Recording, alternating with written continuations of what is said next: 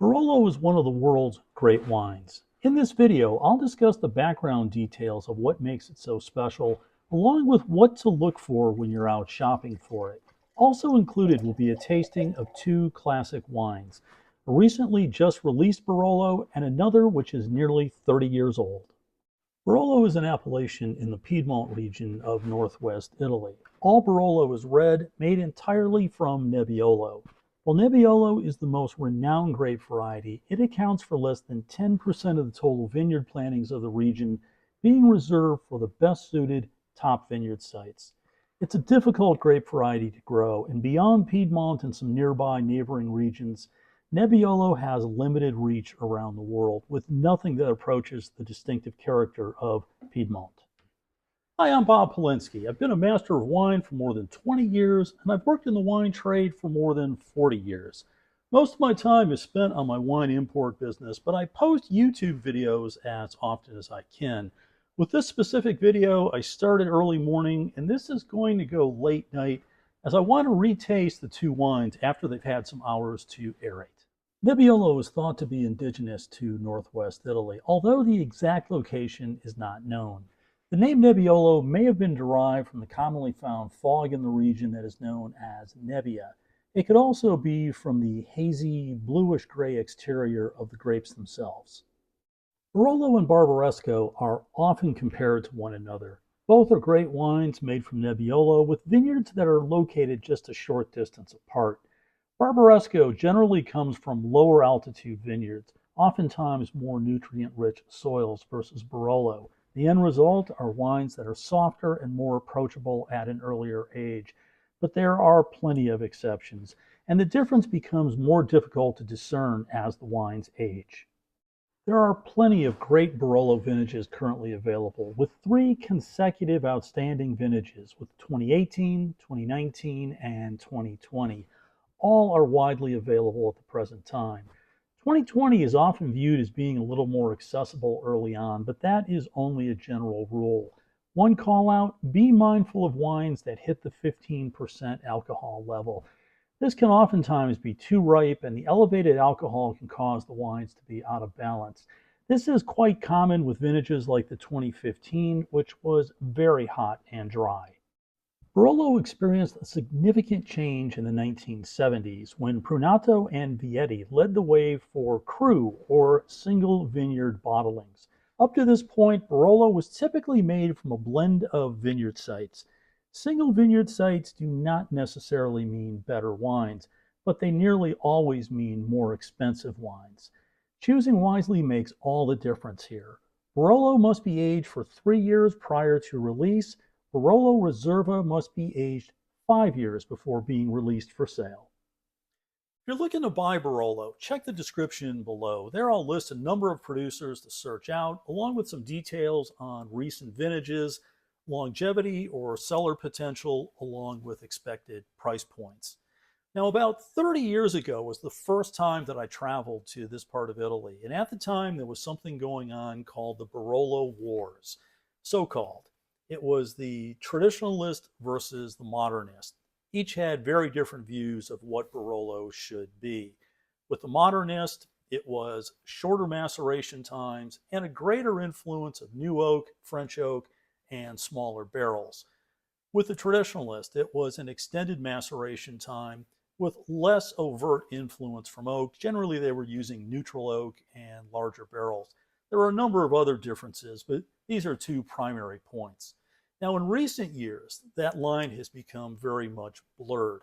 But the topic that is really top of mind there today is all around climate change. And in recent years, the vintages have been very warm, and this is changing the way that Barolo is being produced. In the vineyards, there's changes with the canopy management, the crop load, the cover crops, harvest dates.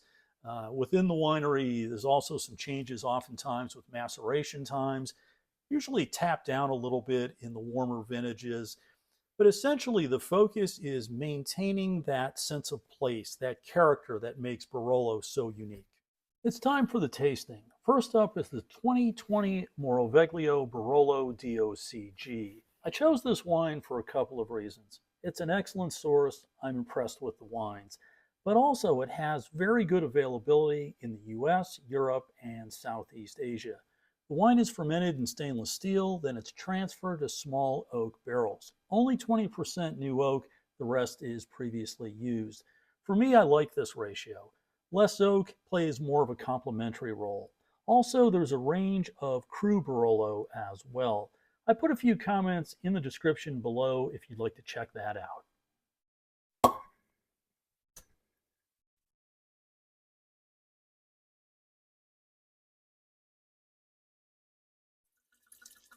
The wine has a medium deep garnet appearance with just a bit of fade at the edge of the glass. Over the last few months, I've had about a half a dozen opportunities to taste Barolo from the 2020 vintage. Now, truth be told, if I was not shooting this video today, there's no way I'd be opening this wine. These are wines that are really built to age. So there's no way I'd be opening this. But I want to give you a little bit of insight in terms of what's going on with the 2020 vintage because it's really plentiful at the current time. Well, for starters, I think I'm using the wrong glass. I think the bowl on this is a little bit tight. I do not have a glass that is specifically made for Nebbiolo, but what I do have is one that I use on occasion for Pinot Noir. So I'm going to change this. And my hope is that I can get a little bit more aromatics out of this wine with a bigger, wider bowl, more surface area. Now the aroma on this, from the get-go, there's some of this black olive, dried rose petal characteristic, good intensity. There's a little bit of alcoholic heat there as well. But every indicator is this is an extremely young wine, which of course it is. On the palate, this wine is really hard as a rock at the present time. The tannin really shows through. Obviously, this wine is very, very youthful. It's tight, a little austere at the present time, but there's some really nice density here. I mean, the wine has some good presence on the palate. That fruit character shows through, some red fruit, again, that dried rose petal. There's a little bit of a note here that's a bit reminiscent of truffle. And sometimes you'll find that in Nebbiolo-based wines, and this definitely does have a hint of that. You know, I think this is a wine that definitely is going to benefit from some serious aeration. I'm going to actually decant this wine. It's not something that I do very often, but I want to try to introduce as much air as possible. I'll come back in some hours and retaste this wine, but I think the structure here is very good. The wine shows excellent potential. It just needs some time to develop. Next up is the 1997 Luigi Einaudi Barolo, one of the iconic sources from the region. 1997 is a very good vintage, and the wine has been cellared well for more than 20 years. I originally had 6 bottles. This is my last one. Up to this point, every bottle has lived up to expectations.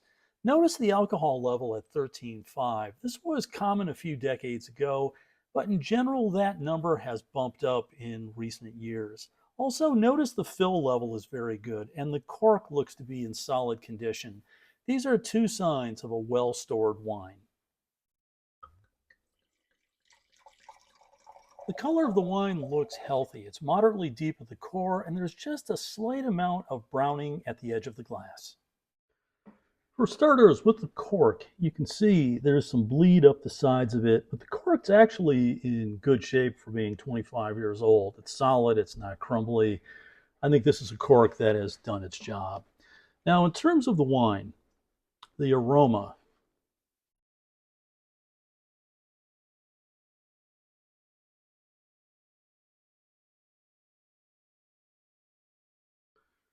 oh wow, okay, so this is the type of wine that makes me really happy that I got into this business more than 40 years ago.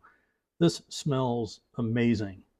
It's only been open a few minutes, but the aroma, really nuanced and layered. It has that dried rose petal character, truffle, black pepper. There's a bit of a dark chocolate characteristic. There still is some red fruit here, although it is mostly tertiary characteristics. This smells amazing. Um, Serious wow factor.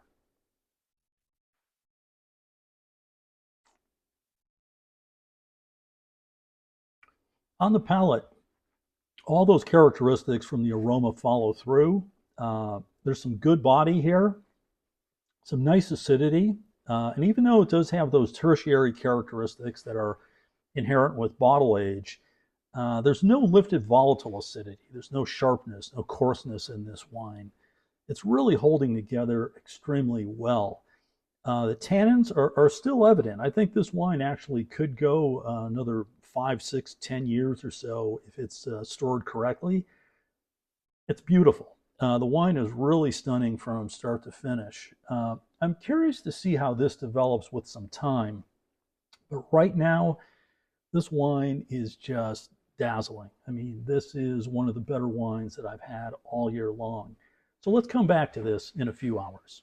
Here's a side-by-side comparison. The 2020 is on the left, the 1997 is on the right. The 97, maybe surprisingly, has better color density, but it's also showing some browning at the edge of the glass.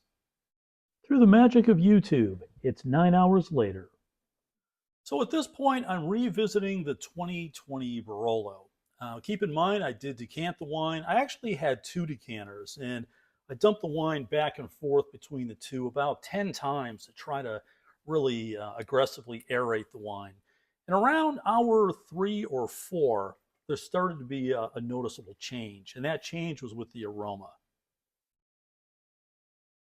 Much more pronounced aroma. That dried rose petal, red fruit characteristic, smoky, spicy character came out, bit of a truffle character. There is a little bit of oak in this wine that starts to show through as well, but all of that started to bloom after several hours. Now on the palate,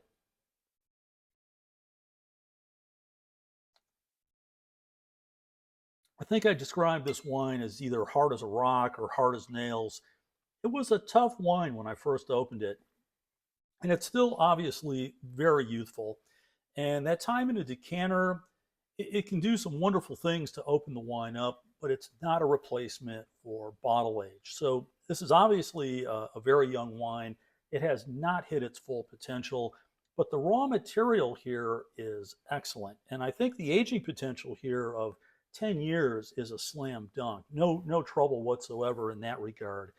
But I think the raw material is very good. There's a lot of really positive characteristics in this wine. And the tannic structure and the overall build of the wine indicates it can hold for another decade with no problem.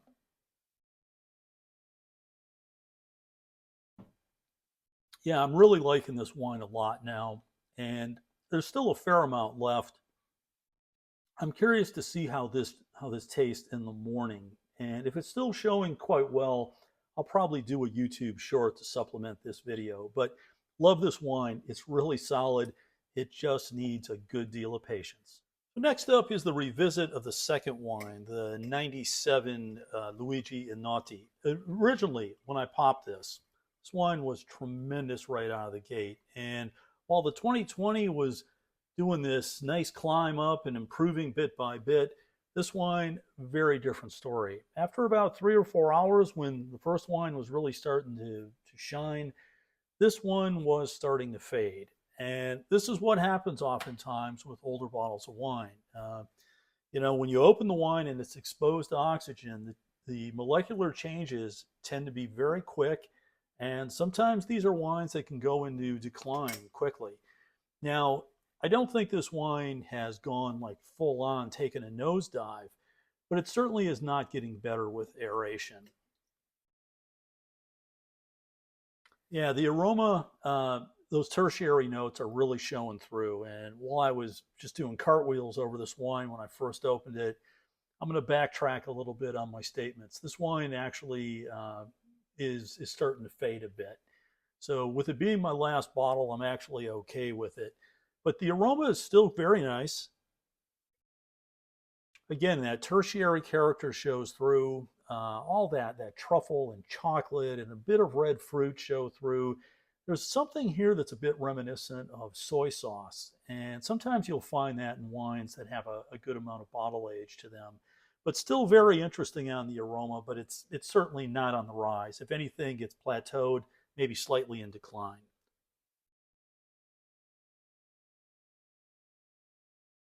Yeah, on the palate, really soft, round, very full. The wine is not falling apart. I mean, it's holding its own just fine.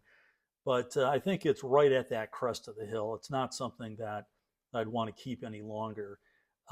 Look, this is just a great producer, and it's from a very solid vintage. And here's a wine that has a lot of years behind it. It's really a testament to what this wine can show over a number of years. If you're looking at some of the more recent vintages, they are rock solid, outstanding as well. It's a producer that you just can't go wrong with. So it's a fun wine. It really was showing its best when it was first opened. It's now a bit in decline. I'm not going to keep any of this around till tomorrow. I think this is going to be my wine for a late night supper, but I love it, really enjoying it, and this is just a great producer, bar none. If you're looking for wines to cellar away or something that would be a special gift, you can't go wrong with Barolo. For me, I'll be drinking the 97 tonight, and I'm curious to see how this develops over the course of the evening. I hope you're drinking something interesting as well, and if you've not yet subscribed to my channel, please consider doing so right now. Hit that like button, definitely hit the notification bell, that way you'll be kept up to speed on all things happening here. And if you have any like-minded wine friends, please share this video. It helps me to grow this channel. It's very much appreciated. Hey, please stop back again before too long. Cheers.